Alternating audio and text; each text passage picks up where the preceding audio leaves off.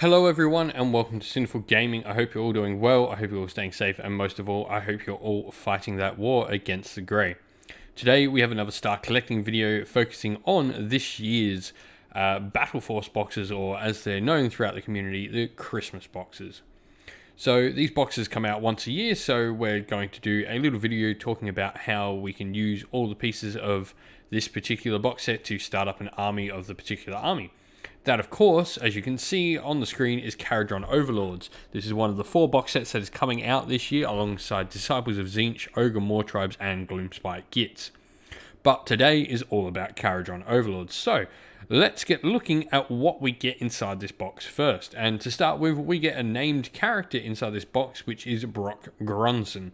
Brock Grunson is a special character that comes from the Skyport of Barak-Nar, which is where this box set gets its name, the Barak-Nar Skyfleet.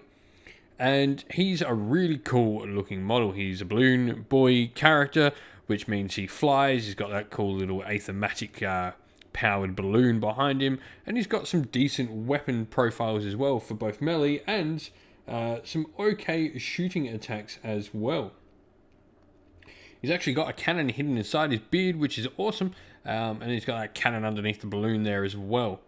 He's a decently fighty character. He does obviously fit best in Barak-Nar, and has some really cool abilities, like he's got the Hitcher rule, which all the balloon totting Kharadron Overlords have, which means they can sort of attach and not count towards the frigate or the Ironclad's garrison. And he's also got an Endrin harness, so if the unmodified hit roll for an attack made with a melee weapon by this model is a 6, it inflicts D3 mortal wounds, so he can put out a decent amount of damage in combat. He's got a cool command trait, though it is, I guess, overshadowed, which is reroll charges in a radius around him. Obviously, you can choose to reroll charges with one normal command point as well. His obviously has to be used before that, but is a radius, and so can affect multiple units for one command point. Not much else to talk about him, so we'll move on to the unit that is in the box, and that is you're going to get 6 Endrin Riggers or Skywardens. As it currently stands, I would advise against building Skywardens unless you found a list in Barak-Zon that you really like, but Endrin Riggers are the way to go, whether shooting variations or combat variations. I just feel they are much better for their points cost. At this point, Endrin Riggers are a decent combat unit. They can have thematic saws, which have an incredibly decent rend for a shooting army, making you actually have some quite decent combat potential in an army that's not renowned for combat potential. They also have D3 damage weapons, of course. They've got some cool shooting attacks as well. They can actually be taken in some shooting variations to put out a nice hail of fire. And they also have the cool ability of the grapnel launcher, where they can sort of move closer towards enemies. Next up, we've got the 2 Grunstock gun haulers. These are the smallest ships available to Kharadron Overlords, and they're pretty much portable cannons. They've got one main gun, and that's pretty much their job in the army. One cannon, and yeah, they are effectively just flying mobile cannons.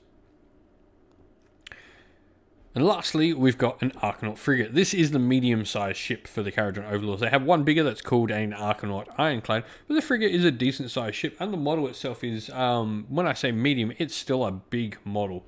Really cool centerpiece. Like, you wouldn't need to actually get an Ironclad to have a fantastic centerpiece in your army if you had a frigate. At least not for the start. I mean, most Kharadron Overlords players are going to want an Ironclad eventually, but a frigate is a perfectly serviceable model and unit in game. The frigate has transport capacity innately, which means it can pick up your troops and carry them around the battlefield. And of course, all your balloon-totting Kharadron Overlords don't count towards capacity. But that's all that comes in the box. It is a rather small model count box, though. There are some decently big kits. A named character, obviously, the frigate is quite a large kit in itself, and the gun haulers are no small kits either. So while light on models, it does have probably the biggest amount of big models that you've probably ever seen in any one of these box sets, really. So the question is, where do we go next from here? And so I've got some suggestions of where I think you could go next, picking up your Kharadron Overlords collection. And for me, the first model you should pick is definitely an Endrin Master with dirigible suit. So this is an Endrin Master that has a flying contraption strapped to his back, a balloon, if you will.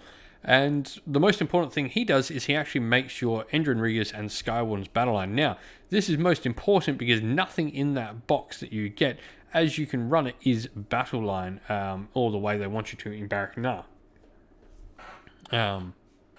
So he's a great option to pick. Makes your dudes in their battle line, and he can be a little bit of a cheaper hero than Brock Grunson if you need to swap him out in smaller points games. Brock Grunson will be hard to fit in a small point game where it will be hard for him to make up his points. And so, talking of battle line, we're going to get into the next two options that I'm going to suggest. Now, if you are wishing to go down the Barak-Nar route, that means that Grunstock Thunderers become battle line for you, and they're a amazingly cool and variable unit. They have all these different special weapons that all sort of interact with one another, have some cool abilities like being for those weapons as well, like making your opponent -1 to hit them in combat, and just they really are the coolest models, I think, in the entire Kharadron Overlords range, excluding, obviously, the airships. They've got some really cool, just unique weapons in there, and they'll be super fun to play with. And the other unit I strongly suggest, now you could choose to not go down this, obviously, if you're going to decide to play Barak-Nar, but I would almost recommend every Kharadron Overlords players over the course of their collection should probably own 3 units of Archanaut Company. These are the only innate battle line. You don't have to do anything to get these things as battle line, and they just battle line. Regardless what you do, these will be battle line. They do have a decent weapon loadout, and they can do okay in a fight if that Skypike actually lands some hits, but mostly they're just there to hold objectives. They're a 4-up save basic troop that has the potential to have rerolls as well once per game, which for me is a really good unit for holding objectives. Exactly what you want your battle line to be doing. Last unit I'm going to suggest, though, for this particular box is an Aether Chemist, and there's one particular reason I will always suggest picking up an Aether Chemist for any Kharadron Overlords player. Now, you might not get to do this in smaller games where you only get one artifact, but as soon as you start adding in a battalion and getting that second artifact, there's only one way you're going to go with this, and for me, that is taking the Spell in a Bottle, which is by far the coolest artifact in the entire game. Spell in a Bottle allows you to literally pick any endless spell, doesn't matter which one, it can be any other army's endless spell as well, though it does have to be an endless spell, and stick it in a bottle and allow your Aether Chemist to throw that wherever he wants in the battle. For me, that is just absolutely cool. It's science overcoming magic, and it is just utterly amazing to see done. Popular spells you might find with this are things like the Warp Lightning, Vortex from Skaven, even the Geminids of Ulgish, Aether Void Pendulum, and things that can't come back on you, even using something like a Life Swarm to potentially heal up your ships as well is a really cool option here. But let's look at how we can build this Kharadron Overlords force into a little list and see where we go from there. So let's look at where we can start building a list for this box set. And so to start off, I'm not going to go with Barak-Nar, which is what the box set is called, but for me, with all these different airships built in the box, I think that Barak-Zilfin is a better place to go. So obviously we're going to be playing them instead. And so the things we're going to get for Barak-Zilfin is, because we've got all these sky vessels, we're going to get to choose one extra sky vessel to have a great engine work. And great engine works are like mount traits except for airships, which is cool. We then can reroll hit rolls of 1 for attacks made by sky vessels that target other units that fly, so they get to shoot out those big monsters like dragons and all that out the sky, which is cool. And they've got some other cool abilities as well. Most notably, there's always a breeze if you look for it, which is once per battle when you hear a phase 1 friendly Barak-Zilfin unit can make a normal move. This does include being able to fly high, which is an ability Kharadron Overlords airships have, where they can literally just zoom out of wherever they are and redeploy on the battlefield wherever they want, 9 inch away from enemy units, which is really cool. The command ability is okay. It's nothing overly fantastic, but it's decent. Each time you spend a command point on a 5+, you pretty much get a command point back. And then the Staff of Ocular Optimization. Try saying that really, really fast. It's hard. Pick one of the bearer's missile weapons and add one to rolls for attacks. Add one to hit rolls for attacks made with that weapon. So nothing too particular, because Kharadron Overlord characters generally don't have that great of shooting attacks. So yeah, it is what it is. Now, To talk about leaders, obviously you can see here that I've dropped Barak-Nar out the list. For me, at 1,000 points, looking to start, he is not a suitable character to really get your force started with. He's a massive investment and doesn't really give you a lot for what you have. You could, I guess, include him, but my advice, if you want to include Barak-Nar and you like him that much, is to definitely get rid of some of your airships, maybe drop both the gun haulers, or maybe one, or maybe drop the frigate, and invest in getting more engine riggers and sky wardens into your force and really make a combat orientated force for your Kharadron Overlords rather than the airship focused one that we've got here. But so instead of him, we've chosen to go the engine master with dirigible suit. This is going to be the general, and the command trait is going to have the master commander and the staff of ocular optimization that we've just talked about. So obviously, we just talked about the artifact and the command trait. You know what they do. The engine master is a great little leader, and as mentioned before in the video, he unlocks engine riggers as battle line. And so that's where we're going to start with a battle line of 3 engine riggers and 3 engine riggers, and then we're also going to add in a unit of 5 Grundstock Thunderers. You could easily swap these 5 Grundstock Thunderers out for Archanaut Company, or potentially even other engine riggers. Really, this is just a unit here, an extra unit, more bodies on the board, because really that box set is really lacking in them.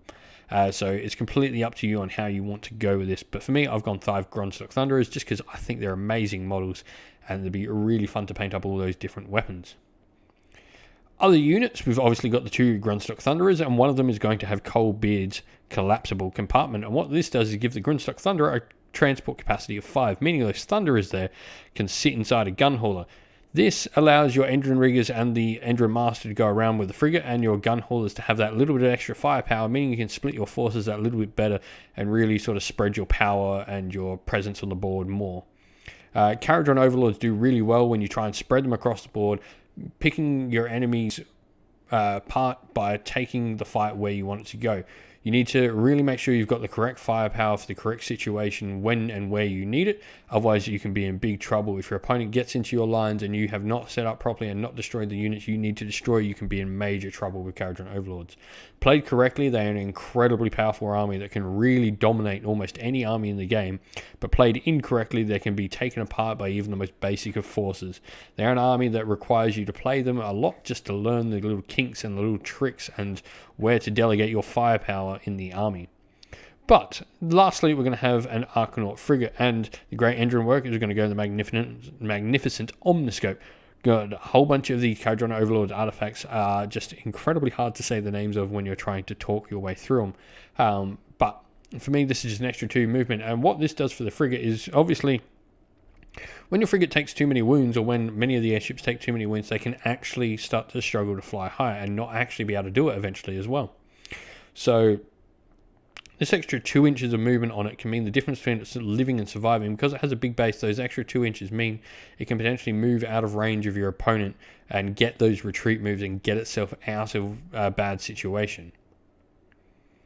Now, I did talk about the Grundstock gun hauler as well before, talking about movement. If, of course, you've not gone for the Thunderers and you can't fit something inside that gun hauler, there's some movement-based great engine work that you can choose to take instead, which gives an extra D3 or 2D3 movement.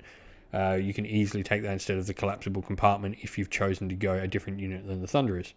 But that's really the list I've tried to work with, trying to use as many pieces as possible from that Star Collecting box, or sorry, the Christmas Battle Force, I should say. And I'd like to know what you think of the list and the army and this battle box down in the comments below. Thank you all for watching the video. Hope you enjoyed it. Please don't forget to like the video and subscribe to the channel. If you'd like to come chat with me and other members of the community more, you can do so by following the link in the description down to our Discord server and come chat there. And also, lastly, a special shout out to everyone who supports the channel via Patreon. It means the world to us that you support us. So thank you to our Sinful Guard Militia, Christian Weir, Philip Ward, Soren and Kenny Lowe, and our Free Good Regiment members James and AJC. Thank you all so much for your support. It means the world to us that you support us. But that's it for us today, everyone. Hopefully you've all learned a little bit, and maybe I've given you some insight onto where to go with this Kharadron Overlords box set. But that's it. Stay safe, stay well, and most of all, keep fighting that war against the Grey. Ciao for now, everyone.